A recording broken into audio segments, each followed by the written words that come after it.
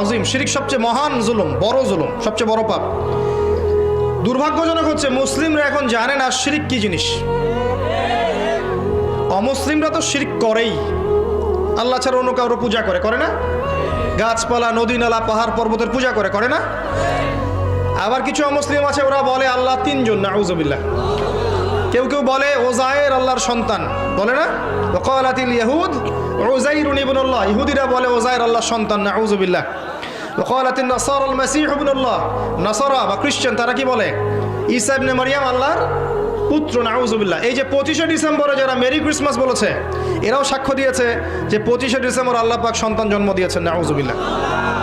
Merry Christmas বলার সাথে সাথেই মুসলিমের লিস্ট থেকে নাম কাটা পড়ে গেছে। মেরি ক্রিসমাস যে বলেছে, বলার সাথে সাথেই মুসলিমের লিস্ট থেকে নাম কাটা পড়ে গেছে। কারণ যদি সে বলে থাকে মেরি ক্রিসমাস, তাহলে সে সাক্ষী দিচ্ছে ওই দিন 25শে ডিসেম্বর আল্লাহ পাক ঈসা ইবনে মারইয়ামকে জন্ম দিয়েছেন, নাউযুবিল্লাহ। তারপরে মুসলিম থাকতে পারে?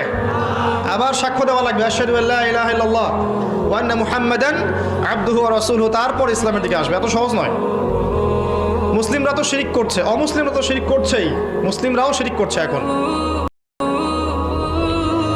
অনেক অমুসলিম বলছে যে আল্লাহ তিনজন, আল্লাহ, জিবরিল, ইসা